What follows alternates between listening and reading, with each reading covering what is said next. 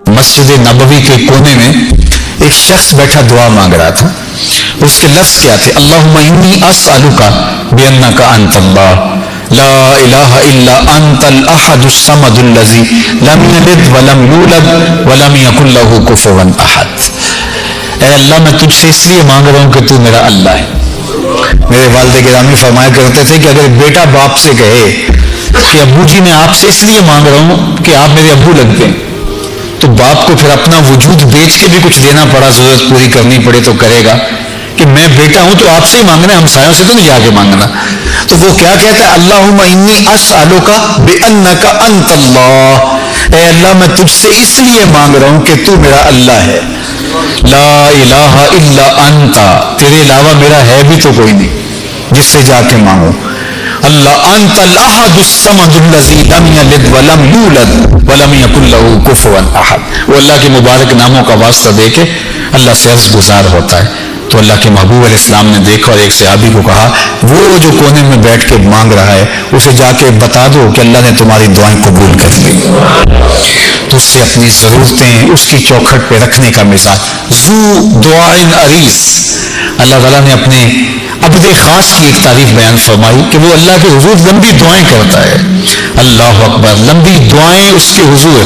یہ شاید میں نے پچھلے جمعے عرض کیا تھا کہ جب بندہ اللہ کے حضور عرض کرتا ہے وہ اللہ اسے مصیبت میں گرفتار کر دیتا ہے اور وہ پھر روتا ہے، چیختا ہے. تو جبریل عرض کرتا ہے کہ مالک تیرا فلاں بندہ ہے، یہ اس کی آواز ہے، تجھے پکار رہا ہے. تو اللہ فرماتا ہے اس کو روتے رہنے دو، مجھے اچھا لگتا ہے کہ یہ مجھے پکارتا رہے، یہ میرے حضور عرض کرتا رہے. اللہ وہ چاہے تو ایک لمحے میں دعائیں قبول کر دے، تو بعض کا تو وہ تاخیر کرتا ہے، اسے پسند ہوتا ہے کہ میرا بندہ میرے دربار کی حاضری بھرتا رہے، لمبی دعائیں کرتا رہے، گڑ گڑاتا رہے، روتا رہے. دنیا والوں کے سامنے جا کے روئیں تو آپ کا بھرم ٹوٹ جاتا ہے، اللہ کے سامنے روئیں تو اللہ کے ہاں آپ کی عزت بڑھ جاتی ہے، اللہ کے ہاں آپ کا وقار بڑھ جاتا ہے. وہ آپ کو اپنا محبوب بنا لیتا ہے جب آپ اس کے سامنے زاری کرتے ہیں اور آپ کی آنکھ سے بہے ہوئے ایک ایک آنسو کا وہ قدردان ہے. کوئی اللہ کو پکارتے ہوئے اس کی محبت میں رو پڑا اور اس کی آنکھ سے پانی کا ایک قطرہ نکلا، اور وہ کتنا بڑا قطرہ تھا جس سے پلکوں کی ایک بال کی جڑ گیلی ہوئی، صرف اتنا پانی تھا. تو قیامت کے دن وہ بال کھڑا ہو جائے گا، اللہ یا مجھے نکال لے یا اسے جنت عطا کر دے. اللہ اکبر. تو اللہ تعالیٰ اس بال کو تو نہیں نکالے گا، اس شخص کو جنت عطا کر دے گا. تو اس کے حضور الہا و زاری کرنے کا ہمیں حکم دیا. اللہ ہمیں رات کے اندھیروں میں، دن کے اجالوں میں، تنہائیوں میں، خلوتوں اور جلوتوں میں اپنے حضور التجائیں کرنے کی توفیق عطا. تو حضور سے یہی پوچھا گیا ایو دعا اسمع، حضور وہ کون سی دعا ہے جو بہت زیادہ قبول ہوتی ہے؟ تو آقا کریم علیہ الصلوۃ والسلام نے ارشاد فرمایا کہ فی جوف اللیل الاخر، پچھلی رات کے درمیانے حصے میں، جو پچھلی رات کے درمیانے حصے میں دعا کی جائے وہ رد نہیں ہوتی. اور دوسرا دبر الصلوات المکتوبات، اور جو فرض نمازوں کے بعد دعا کی جائے وہ قبول ہوتی ہے. تو یہ دو دعائیں خاص طور پہ فرائض کے فوری بعد جو دعا کی جاتی ہے اور جو پچھلی رات کے درمیانی حصے میں جو دعا کی جاتی ہے اس دعا کو رد نہیں کیا جاتا. جب اللہ سے مانگو، ویسے بارش کے وقت دعا قبول ہوتی ہے، طواف کے بعد دعا قبول ہوتی ہے، والدین سے دعا کروائیں وہ قبول ہوتی ہے، اور جو ہے مختلف اوقات ہیں جن میں دعائیں رد نہیں ہوتی. اللہ نے قبولیت کے اتنے وقت، اتنے مقامات، اتنی ساعتیں اور اتنے انداز رکھے ہیں کہ کوئی مانگنے والا اس کی جھولیاں بھرتے ہی چلی جاتی. وہ بندوں کے اٹھے ہوئے ہاتھوں کو خالی نہیں موڑتا.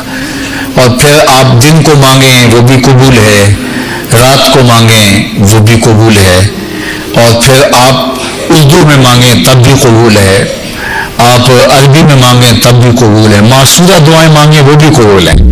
تو وہ کریم ہے، آپ جیسے بھی اس کو مانگیں، اپنے لہجے میں مانگیں، عربی میں مانگیں، اجمی میں مانگیں، ہندی میں مانگیں، سندھی میں مانگیں، اقبال کی طرز میں مانگیں، سعدی کے انداز میں مانگیں، رومی کے لہجے میں مانگیں. آپ نہیں مانگنا آتا، خالی ہاتھ پھیلا دے، وہ بند لبوں کی بولیاں بھی سنتا ہے. اس سے پکارے تو صحیح، اس کو عرض تو کرے. اللہ اکبر، وہ تو کریم ہے. زلیخا روز یوسف مانگتی تھی رب سے اور کہتی تھی مجھے بچھڑا ہوا یوسف ملا دے. اللہ اکبر، مدتیں ہو گئی اور بت سامنے ہوتا اور بت کو پکارتی اور کہتی ہے میرے صنم، میں میرے بت، مجھے یوسف ملا دے. عمر بیت گئی اور وہ پتھر کا صنم، وہ مٹی کا مادو، وہ لکڑی کا وسن کیا اس کی فریاد سنتا. تو خیر اس کا اعتقاد تھا تو وہ اس کے سامنے ہاتھ پھیلائے مانگتی. تو ایک دن رات کا پچھلا پہر تھا اور بت کو سامنے رکھے ہوئے، یا صنم یا صنمی یا صنمی، اے میرے بت اے میرے بت، مجھے یوسف ملا دے. تو رات کا پچھلا پہر ہوا، نیند کا جھٹکا آیا، زباں بل کھا گئی. یا صنمی پکارتے پکارتے کہنے لگی یا سامادی یا سامادی یا سامادی. اللہ اکبر، زبان پہ یہی چڑھ گیا یا سامادی یا سامادی یا سامادی. آواز ہے جبریل جلدی جا، یوسف کے گھوڑے کا رخ موڑ دے، بچھڑی ہوئی کو یوسف ملا دے. مالک وہ تجھے تو نہیں پکار رہی، وہ تو بت کو پکار رہی. زبان بل کھا گئی ہے. یا سانامی کی بجائے یا سامادی. نیند کے جھٹکے کی وجہ سے بدل گیا ہے. کہا جیسے بھی ہے یہ مجھ کو پکارنے تو لگی ہے. اتنا عرصہ ہوا بت کو پکارتے، اس نے کوئی جواب نہ دیا. آج جیسے بھی اس کے لبوں پہ میرا نام تو آیا ہے، میں نے بھی جواب نہ دیا. میرے اور بت میں فرق کیا ہوا؟ کوئی پکارے تو صحیح، جھولی پھیلائے تو صحیح. تو اپنی حاجتیں اس کی دہلیز پہ رکھیں، اپنی ضرورتیں اس کی دہلیز پہ رکھیں. ہمارے کتنے سوال ہیں، کتنی آرزوئیں ہیں، کتنے دل میں پیدا ہونے والی تمنائیں ہیں. اگر دنیا کے سامنے رکھیں، دنیا مذاق اڑائے ہمارا، لیکن مالک کے سامنے ساری ضرورتیں سجدے میں رکھ کر کے عرض کرتے ہیں، وہ ہمارا مذاق نہیں اڑاتا بلکہ ہماری ضرورتوں کی کفالت کرتا ہے. جب بندہ اللہ کا ذکر کرے، اللہ کی یاد کرے، اللہ کا نام لے، تسبیح پڑھے، تحلیل کرے، تکبیر کرے اور دیگر کلمات خیر کہے، قرآن مجید کی تلاوت کرے اور نمازیں پڑھے، یا جتنے بھی اعمال خیر ہیں جو ذکر کے زمرے میں آتے، جب وہ اللہ کا ذکر کرے تو اس کے دل میں ایک فرحت اور ایک خوشی محسوس ہو. یعنی طبیعت میں گھٹن نہ ہو، طبیعت کے اندر بست کی کیفیت و قبض کی نہ ہو. تو یہ سمجھ لو کہ اس کا اللہ اس کے ماضی کے عمل قبول کر چکا ہے اور اس کو اس لیے ذکر سے وحشت نہیں ہے. کچھ لوگ ہیں وہ کہتے ہیں میں بس ذکر کرنے لگ جاتا ہوں، میرے دل کو کچھ ہونے لگ جاتا ہے. تو یہ جو گھٹن کا پیدا ہو جانا ہے، اس پر رجوع چاہیے، اس پر توبہ چاہیے. اس کا بھی علاج ہے. اگر کوئی ایسا شخص ہے کہ جب وہ کہتے ہیں کہ میں بڑے شوق سے قرآن مجید کھولتا ہوں تو بس بڑا مشکل ہو جاتا ہے میرے لیے، تسبیح پکڑتا ہوں تو مشکل ہو جاتا ہے. کئی لوگوں کو سارے کام اس وقت یاد آ جاتے ہیں، یا میں ابھی بیٹھا ہوں تو فوری دستک ہو جاتی ہے، کوئی آ جاتا ہے. تو اس کے لیے حالات پیدا نہیں ہوتے، اور اگر وہ کچھ پڑھے بھی تو اس کے لیے فرحت کی کیفیت پیدا نہیں ہوتی. تو اس کا حل یہ ہے کہ لا حول ولا قوت الا باللہ، اس کو بار بار پڑھے، کیونکہ یہ پڑھنے سے جو ہے وہ اللہ تعالیٰ اس کو حفاظتوں کا حصار عطا کرے گا اور بیماریاں دور کرے گا. یہ روحانی بیماری ہے، لیکن اگر نیکی کرنے سے فرحت ملتی ہے اور خوشی نصیب ہوتی ہے تو یہ اس بات کی دلیل ہے کہ اللہ جل شانہ نے اس کے لیے آسانیوں کے راستے کشادہ کر دی ہیں اور فرمایا کہ الا بذکر اللہ تطمئن القلوب، کہ اللہ کا ذکر جو ہے دلوں کو طمانینت، سکون بخشتا ہے.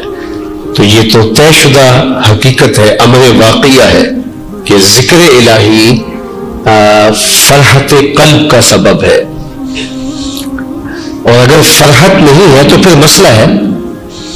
یعنی آپ میٹھی چیز اگر زبان پہ رکھیں گے تو اس کی حلاوت محسوس ہوگی، اس کی مٹھاس سے آپ ایک خوشگوار فرحت محسوس کریں گے. لذت کام و دہن کی تسکین کا سامان بنے گی وہ چیز. لیکن اگر آپ کوئی میٹھی چیز اپنے منہ پہ رکھتے ہیں تو آپ کو کچھ بھی محسوس نہیں ہوتا، الٹا آپ کو تلخی ہونے لگ جاتی ہے. تو پھر اس کا مطلب ہے کہ آپ کو کوئی مسئلہ ہے، صفرا کی کوئی تہ چڑھ گئی ہے زبان کے اوپر اور وہ اتنی دبیز ہے کہ وہ قوت ذائقہ کو روک رہی ہے تو اللہ کا ذکر کرنے سے حلاوت نہیں ملتی، طمانینت اس کا لازمہ ہے، اور اگر نصیب نہیں ہوتی تو پھر اس کا مطلب سیدھا سیدھا یہ ہے کہ کوئی پردہ چڑھ گیا ہے دل کے اوپر، تو اس کے مداوے کی صورت کرنی چاہیے، توبہ کرنی چاہیے، لا حول ولا قوت الا باللہ العلی العظیم پڑھنی چاہیے۔ اپنی امت کو وصیت کرتے ہوئے فرمایا سددو، کہ تم میانہ روی اختیار کرو، تم اعتدال کی راہوں پہ گامزن رہو۔ فرمایا کہ یسرو ولا تعسرو، بشرو ولا تنفرو، 4 چیزیں ارشاد فرمائی۔ کہا لوگوں کے لیے آسانیاں پیدا کرو، مشکلیں پیدا نہ کرو، لوگوں کو خوشخبری دو، لوگوں کو نفرت نہ دلاؤ۔ حضرت ابو مسعود انصاری رضی اللہ تعالیٰ عنہ فرماتے ہیں کہ مدینہ المنورہ میں ایک امام صاحب تھے جو بہت لمبی قرات کرتے تھے، تو ایک صحابی حضور کی خدمت میں ان کی شکایت لے کر آئے اور کہا کہ حضور ہمارا امام بہت لمبی قرات کرتا ہے، اور اگر یہ سلسلہ یوں جاری رہتا ہے تو میں جماعت سے نماز نہیں پڑھ پاؤں گا۔ تو آقا کریم علیہ الصلوۃ والسلام شدید غصے میں آئے، بلکہ حضرت ابو مسعود انصاری رضی اللہ تعالیٰ عنہ فرماتے ہیں کہ واعظ کے باب میں نے زندگی میں حضور کے چہرے پہ اس طرح غصہ کبھی نہیں دیکھا تھا۔ تو آقا کریم علیہ الصلوۃ والسلام نے فرمایا انکم منفرون، تم لوگوں کو جو ہے وہ متنفر کر رہے ہو۔ حالانکہ نماز کے اندر لمبی قرات کی جا سکتی ہے، لیکن جب بچے ہوں، بوڑھے ہوں، بیمار ہوں صفوں میں، تو اس وقت لمبی قرات نہ کی جائے، چونکہ ان کو اذیت ہوگی، ان کو تکلیف ہوگی، ان کے لیے کھڑا رہنا مشکل ہوگا۔ اس طرح رش ہو، لمبی کثرت کے ساتھ لوگ ہوں، تو اس میں امکان زیادہ ہوتا ہے کہ اس میں ضعیف و کمزور بھی ہیں۔ آپ یہاں عید کی نماز پڑھانے کھڑے ہوئے ہیں، جمعہ کی نماز پڑھانے کھڑے ہوئے، اے سی چل رہے ہیں، گرم موسم ہے، صرف ہال میں لوگ موجود ہیں، تو ٹھیک ہے آپ لمبی قرات کر لیجئے اگر سارے نوجوان ہیں، لیکن اگر باہر لوگ دھوپ میں بھی کھڑے ہوئے ہیں، رش اتنا ہو گیا ہے، تو آپ جو معمول کی قرات کرتے ہیں اس سے بھی مختصر کیجئے۔ آپ یہ نہ سوچیے کہ میں یہاں کھڑا ہوں، میں تو 15 منٹ کی نماز میں بھی، لیکن وہ جو دھوپ میں صفیں بچھائے کھڑے ہیں اور گرمیوں کی دھوپ ہے تو وہ ان کا خیال کیجئے۔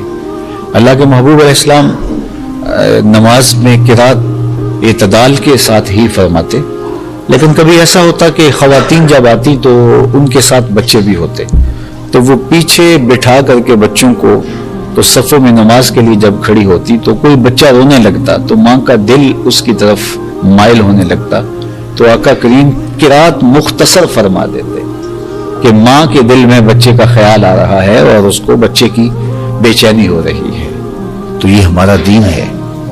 ہم کہتے ہیں نہیں آپ جو مرضی کریں، ہم تو ایسے کریں گے، تو یہ لوگوں کو متنفر کرنے والی بات ہے، لوگوں کو دور کرنے والی بات ہے۔ جس شخص نے ایمان کی دولت حاصل کر لی تو چاہے دنیا کی کوئی اور چیز اس کو نہیں بھی ملی تو وہ فلاح پانے والا ہے۔ اور چیزیں دنیا کی اگر اس کو میسر آ جاتی ہیں تو وہ سونے پر سہاگے کا کام ہے، لیکن فرض کرو اس کو اور کچھ بھی نہیں ملتا، صرف ایمان، تو نفس ایمان فلاح کی ضمانت ہے۔ اسود الرائی، رائی عربی میں کہتے ہیں چرواہے کو، اسود کہتے ہیں کالے رنگ کو۔ کالے رنگ کا ایک چرواہا تھا، اسود نام سے، نام بھی اسود پڑ گیا تھا۔ کالے رنگ کے لوگوں کو لوگ کالو کہہ دیتے ہمارے ہاں، تو اس طرح عربی کے اندر بھی اسود کو کہتے ہی اسود تھے۔ تو پھر جو آزاد لوگ ہوتے ہیں ان کے تو نام ہوتے ہیں، تو غلاموں کے تو پھر لوگوں کی مرضی سے نام ہوں گے نا، جو لوگ ڈال دیں، تو اس کا نام بھی اسود پڑ گیا اور تھا بھی کالے رنگ کا۔ تو حضور علیہ الصلوۃ والسلام ایک غزوے پہ تشریف لے گئے تھے اور یہ اپنی بکریاں لے کے گزرا، اور اس کی نظر حضور کے چہرے پر پڑی۔ آقا کریم کو دیکھا، حضور نے دعوت دین دی تو اس کے دل میں ایمان تر آیا، تو اس نے حضور علیہ السلام کے ہاتھ پہ بیعت اسلام کی اور عرض کی کہ حضور اب میں تو کہیں کا جانے کا نہیں ہوں، اب ان بکریوں کا کیا کروں، یہ تو میرے مالک کی بکریاں۔ تو فرمایا کہ تم ان کو اس کے باڑے کی طرف ہانک دو، جب آخری بکری اس کے باڑے میں چلی جائے تو تم پلٹ آنا۔ تو وہ گئے اور جا کے بکریوں کو اس کے باڑے کے اندر ہانکا. جب آخری بکری اندر چلی گئی، پھاٹک بند کیا تو واپس آ گئے. اتنے میں جنگ کا بازار گرم ہو چکا تھا، گمسان کی لڑائی شروع ہو چکی تھی. تو یہ آئے اور میدان عمل میں کود پڑے، اور بکریاں چرانے والے تھے، بے جگری کے ساتھ جو ہے وہ لڑے، پوری ہمت کے ساتھ آگے بڑھے، لیکن دشمن کی تلوار نے ان کو کاٹ کے رکھ دیا. خیر جنگ ختم ہوئی تو جب لاشوں کو اٹھایا جانے لگا تو اسود رائی کی لاش بھی پڑی ہوئی تھی. تو اللہ کے محبوب علیہ السلام نے جو ارشاد فرمایا اس کا مفہوم یہ ہے کہ یہ شخص ہے جس نے کوئی نماز نہیں پڑھی، کوئی روزہ نہیں رکھا، کوئی زکوٰۃ نہیں دی، کوئی حج نہیں کیا، یہ آیا اور سیدھا جنت کا دروازہ کھلا تھا اندر چلا گیا. تو ایمان وہ بنیادی چیز ہے کہ کامیابی اور فلاح کی ضمانت شروع ہی ایمان سے ہوتی. کچھ بھی نہ ہو آپ کے پاس، ایمان کی دولت ہو. اللہ اکبر. اور یہ ایمان ہمیں کسی قیمت سے نہیں ملتا، یہ اللہ کی توفیق سے ملتا ہے. بڑے بڑے سمجھدار لوگ، ابو جہل کو ابو الحکم کہتے تھے، دانائیوں کا سر چشمہ، بڑے پنچایت کا آدمی تھا، بالوں کی کھال ادھیڑ لیتا تھا، معاملہ فہم تھا، باتوں کی تہ تک پہنچنے کا فن جانتا تھا، لیکن نہیں پہنچ سکا. اور یہ نہیں ہے کہ اس کو پتہ نہیں چلا تھا، مغالطہ لگ گیا، نہیں. اخنس بن شریک نے، وہ ایک لمبی کہانی ہے کہ حضور کی تلاوت یہ سنتے رہے، ابو سفیان بھی تھے، یہ بھی، اور اخنس بن شریک بھی. تو 3 دن تک قسم بھی کھاتے رہے، سنتے بھی رہے. وہ لمبی کہانی ہے. تو تیسرے دن لمبا ڈنڈا لے کر کے تو اخنس بن شریک نے آ کے ابو جہل کے دروازے پہ مارا اور کہا، یہ باہر آیا آنکھیں ملتا ہوا، کہا ابل حکم بتا، سچ بتانا ہے، جھوٹ نہیں بولنا. 3 دن سے ہم نے جو کلام سنا ہے، تیری اس کے بارے میں رائے کیا ہے؟ انصاف کی تکڑی تیرے ہاتھ میں ہونی چاہیے، جھوٹ نہیں بولنا. تو نے بھی سنا ہے اور میں نے بھی سنا ہے اور ابو سفیان نے بھی سنا ہے. تو تو سچ بتا کہ تیری رائے کیا ہے. تو ابو جہل ڈنڈی تو نہیں مار سکتا تھا. اس نے پھر کیا کہا؟ اس نے کہا اخنس، رفادہ اور سقایا یہ تو پہلے ہی بنو ہاشم کے پاس ہے، یعنی یہ 2 عزتیں تو پہلے ان کے پاس ہیں، اور اگر نبوت بھی اس گھر کی مان لیں تو پھر ہمارے پلے کیا رہا؟ ہماری 14 تو گئی. تو اخنس بن شریک نے کہا کہ اس کا مطلب ہے کہ تم ایک حق کو، ایک سچائی کو، ایک حقیقت کو جو ہے وہ ماننے سے انکار کر رہے ہو صرف اپنی چودراہٹ بچانے کے لیے. تو یہ تو بہت زیادتی ہے. چلو تم بچاؤ اپنی چودراہٹ، میں جا رہا ہوں اور محمد عربی کا غلام بننے جا رہا ہوں. اور آپ کو حیرت ہوگی کہ ابو جہل بہت کائن شخص تھا. اس نے کہا میری بس بات سن جاؤ. وہ رکا، کہا اچھا آج تم اپنے باپ دادا کے دین کو چھوڑنے جا رہے ہو، تمہاری ماں جس دین پہ تھی اس کو چھوڑنے جا رہے ہو، تمہاری دادی پردادی جس دین پہ تھی، جنہوں نے تمہیں جنم دیا، تمہیں گود میں کھلایا، آج تم ان کو چھوڑنے جا رہے ہو. تو یہ رک گیا، ٹھہر گیا. اور آپ جانتے ہیں کہ اخنس بن شریک حالت کفر میں مرا. علماء نے کہا کہ یہ وہ شخص تھا جو ایمان کے کنارے پہ آیا، لیکن اللہ کا اذن نہیں ہوا اور یہ آگے نہیں بڑھ سکا. اللہ اکبر. تو یہ تو سودے قسمت کے ہیں. 5 گانا نماز جو کہ بندگی کا جمال ہے، جب کوئی بندہ پیشانی سجدے میں رکھتا ہے، اللہ اکبر. بتائیے کیا رنگ ہوتے ہیں. انسان کے بہترین اعضاء جو ہیں وہ سر میں ہیں، اشرف اعضاء. مثال کے طور پہ سوچنے کی قوت دماغ سر میں ہے، دیکھنے کی قوت آنکھیں سر میں ہے، سننے کی قوت کان سر میں ہے، بولنے کی قوت زبان سر پہ ہے، اسی طرح سونگنے کی قوت ناک سر میں ہے. تو بہترین اعضاء انسان کے جو ہے وہ سر میں ہے، اور سر مالک کے در پہ. پیشانی بھی رگڑ رہا ہے اور ماتھا اور ناک بھی رگڑ رہا ہے، اور زبان سے کیا کہہ رہا ہے؟ سبحان ربی الاعلی. اے اللہ تو سب سے اعلیٰ ہے، تیری پاکی ہے، تو سب سے اعلیٰ ہے. اپنا عمل کیا ہے کہ اپنے اشرف اعضاء کو خاک پہ رکھ کے، زمین پہ رکھ کے، فرش پہ رکھ کے، ناک اور ماتھا رگڑ کے اپنی عجز، اپنی عاجزی کا، اپنے عجز کا اظہار کر رہا ہے کہ میرے سے جو ہے اس سے بڑھ کر اور کیا ہو کہ میں نے اپنی پیشانی دہلیز پہ رکھ دی. تو اپنی عجز کا اظہار کیا ہے کہ اس کائنات میں میرے سے نیچا کوئی نہیں، اور زبان سے کہا سبحان ربی الاعلیٰ، مالک تیرے سے اونچا کوئی نہیں، تو سب سے اعلیٰ ہے۔ اور جب عمل اس کا یہ ہے اور قول یہ ہے کہ عملاً بتا رہا ہے کہ میں جو ہے وہ عاجز ترین ہوں، اور پھر اللہ کی الوہیت کا اقرار کرتا ہے اور اس کی الوہیت کا اقرار کرتا ہے، تو بتائیے اس کی کتنی رحمتیں بندے پر اترتی ہیں۔ بلکہ روایت میں آتا ہے کہ اگر بندے کو یہ پتہ چل جائے کہ سجدے میں کس قدر اس کے اوپر رحمتیں اترتی ہیں تو وہ سر ہی نہ اٹھائے، اگر اس کو یہ پتہ چلے کہ رحمتیں کتنی اتر رہی ہیں۔ اور ایک روایت میں آتا ہے کہ جب بندہ نماز کے لیے وضو کر کے مسجد میں آ کے کھڑے ہونے لگتا ہے تو فرشتے عرض کرتے ہیں کہ مالک یہ بندہ تیرے حضور سجدہ ریز ہونے جا رہا ہے، تو فرمایا جاتا ہے کہ یہ میرے حضور جا رہا ہے نا، تو جس طرح اس نے وضو کر کے اپنے بدن کو پاک کیا ہے، کپڑے بھی صاف پہن کے آیا ہے، تو اب میرے حضور کھڑا ہونے لگا ہے، چلو اس کے گناہ بھی اتار لو، تاکہ یہ ایک سائڈ پہ رکھ دو گناہ، اور تاکہ یہ گناہوں کے بغیر نماز پڑھ لے۔ تو وہ سجدہ کرتا ہے، نماز پڑھتا ہے، اور پھر جب نماز پڑھ کے واپس جانے لگتا ہے تو فرشتے اذن طلب کرتے ہیں، مالک اب اس نے نماز پڑھ لیا، فارغ ہو گئے، اب وہ جو گناہ اس کے بدن سے اتار کے ایک طرف رکھے تھے کہ یہ یکسو ہو کے رب کو سجدہ کر لے، تو دوبارہ اس کے جسم کے ساتھ وہ جوڑ دے۔ تو فرمایا جاتا ہے اترے ہیں تو اترے ہی رہنے دو۔ اللہ اکبر۔ حضرت عثمان رضی اللہ تعالی عنہ فرماتے ہیں، یہ عثمان غنی نہیں ہے، اور صحابی ہیں عثمان نام کے، یہ کہتے ہیں کہ میں حضرت سلمان فارسی کے ساتھ کسی سفر میں تھا، تو راستے میں ایک درخت آیا جس کی شاخوں کے پتے زرد ہو چکے تھے خزاں کی وجہ سے۔ تو آج کل تو موسم بہار اتر رہا ہے اور درخت جو ہیں وہ خلط برگ و بار سے مالا مال ہو رہے ہیں، شگوفے پھوٹ رہے ہیں، کونپلیں نکل رہی ہیں، لیکن جب خزاں کا موسم آتا ہے تو درختوں کے پتے زرد ہو کے پھر معمولی ہوا سے بھی جھڑنے لگتے ہیں۔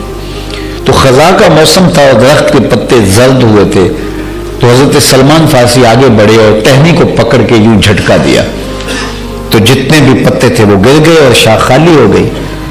حضرت عثمان کہتے ہیں کہ میں حضرت سلمان فارسی کے اس عمل کو دیکھا لیکن کوئی بات نہیں کی، تو انہوں نے خود ہی مجھے کہا کہ اے عثمان، تو نے مجھے پوچھا نہیں کہ میں نے ایسا کیوں کیا ہے؟ تو میں نے کہا بتا دیجیے آپ نے ایسا کیوں کیا ہے؟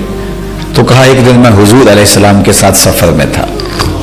حضرت سلمان فارسی کہتے ہیں کہ ایک دن میں حضور علیہ السلام کے ساتھ سفر میں تھا، راستے میں ایسا ہی ایک درخت آیا جس کے پتے درد خزاں سے زرد ہو چکے تھے، تو آقا کریم نے شاخ کو پکڑا اور جھٹکا دیا اور سارے پتے گر گئے، اور میں بھی اس منظر کو دیکھ کے محظوظ ہوتا رہا اور میں نے بھی کچھ نہیں کہا۔ تو حضور علیہ السلام نے مجھ سے مخاطب ہو کے کہا سلمان، تو نے پوچھا نہیں کہ میں نے ایسا کیوں کیا؟ تو میں نے بھی کہا جی حضور آپ بتا دیجیے آپ نے ایسا کیوں کیا؟ تو حضور علیہ السلام نے فرمایا کہ سلمان، جس طرح میں نے اس شاخ کو پکڑ کے جھٹکا دیا ہے اور اس کے اوپر کوئی پتا باقی نہیں رہا، اس طرح بندہ جب نماز کے لیے کھڑا ہوتا ہے اس کے بدن پہ کوئی گناہ باقی نہیں رہے۔ تو خوش نصیب وہ لوگ ہیں کہ جو پانچ گانا نماز شعار زندگی رکھتے، اور کتنے بدبخت لوگ ہیں کہ جنہیں اللہ کے حضور سجدے کی توفیق نصیب نہیں ہوتی۔